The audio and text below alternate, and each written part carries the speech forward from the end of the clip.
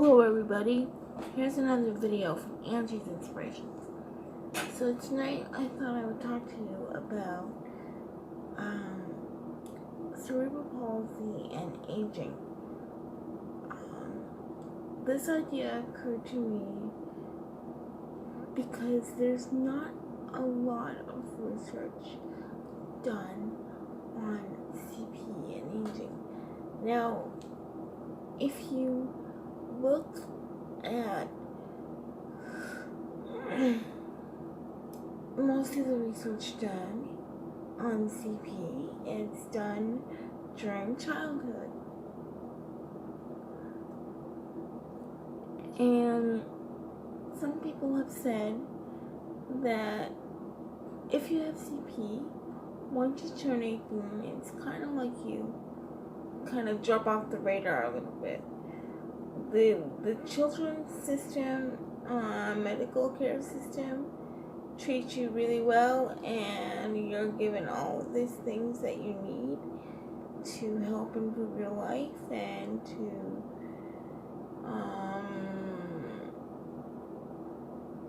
help improve your different abilities and functions.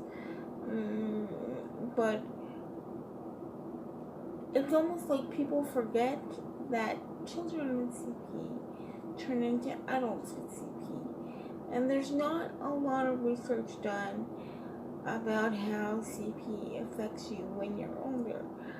I would like to see more research done about this because it would be very helpful. I know there are a lot of people in the world with CP who are older, and if someone cared to do the research and do the legwork of tracking some of these people down, maybe they could talk to people in their 20s, 30s, and 40s, maybe even 50s, 60s, and 70s. And get some information and find out, what people are doing and if what they're doing is working for them as they're getting older. Because the reality of the situation is that as we get older, if we have CP, then the medical care system here in Canada, and I've heard in other countries as well, kind of forget about you. And I think that's partly because CP, every single case is so different and can be and is very, very complex. I think that a lot of doctors are intimidated by CP as a medical condition. And I've never had a doctor tell me that, but we all know actions speak louder than words. And sometimes they don't know enough to really comment on someone's medical condition, to determine whether something is being caused by CP or some other underlying issue that a person may be having. And I say that sometimes the doctor doesn't know enough about CP because it is 100% the truth. Doctors don't know enough about it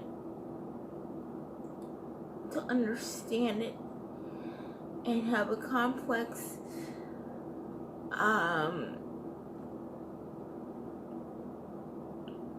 grasp on why it affects your body the way it does.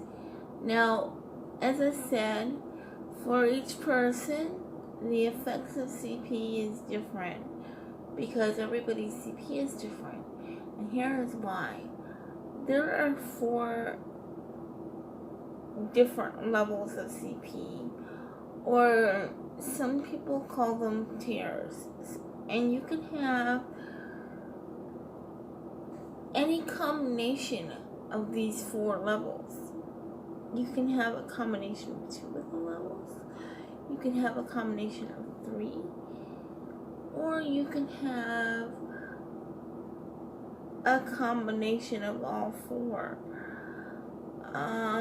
And depending on, there's different levels of CP, like different tiers, like I just said. But depending on what part of the brain is affected by the CP and how much swelling there is in that area is going to determine how each individual level or tier of CP interacts with each other and how they combine to affect the person with CP. I hope you guys understood that, because I'm not quite sure how else to say it, and I apologize for any confusion that it may have caused. So, CP is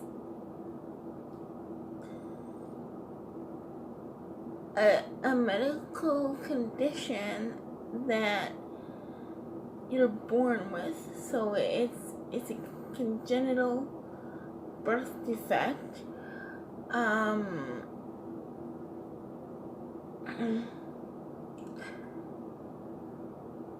It is often not diagnosed at birth, actually very rarely diagnosed at birth, or that was the case when I was born.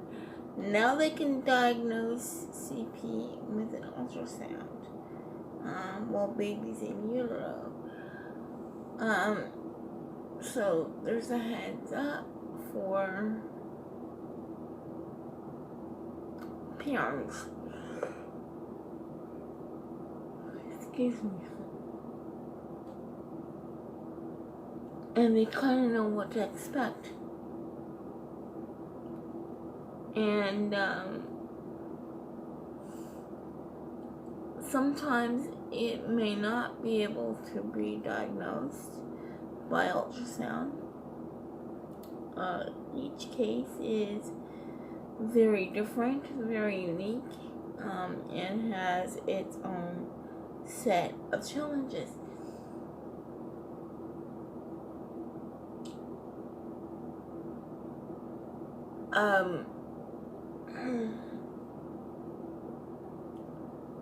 Many doctors don't really know enough about CP because of the individual levels of CP and all the combinations of how they can react together.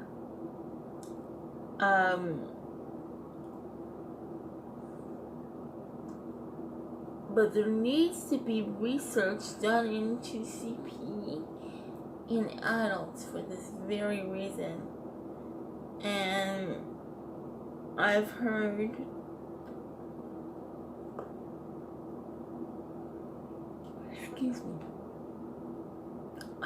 many adults say the same thing. I've even seen some people on YouTube say it as well. But I agree with that statement. And that's why I think something needs to be done about it.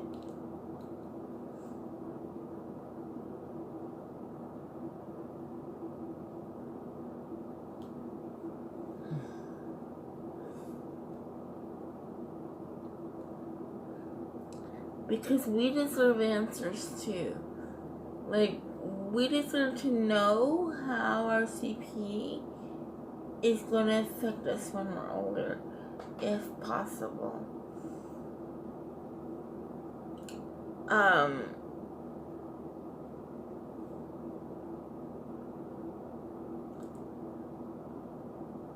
So why not, get a group of people together with CP and talk about the possibility of maybe approaching a doctor or someone to help do the research. This is something that I'm considering doing right now. I think that it would be very beneficial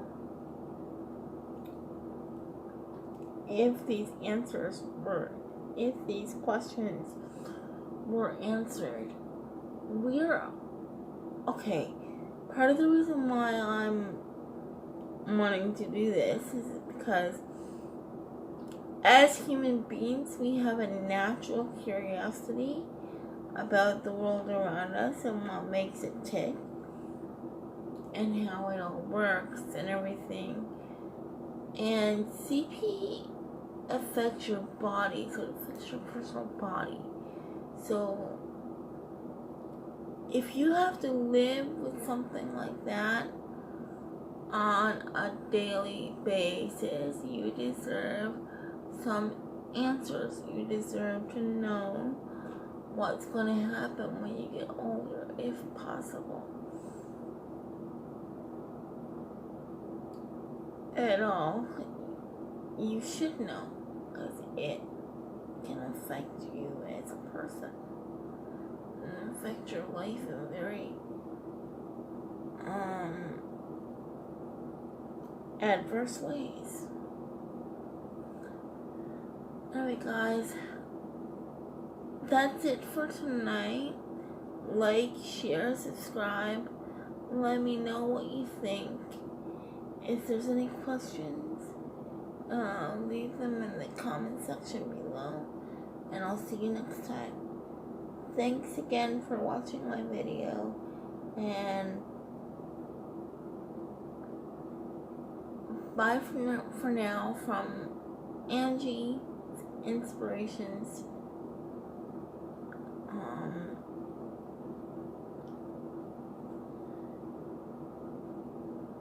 Like I said, like, share, subscribe. Most importantly, click that subscribe button. And I'll see you next time.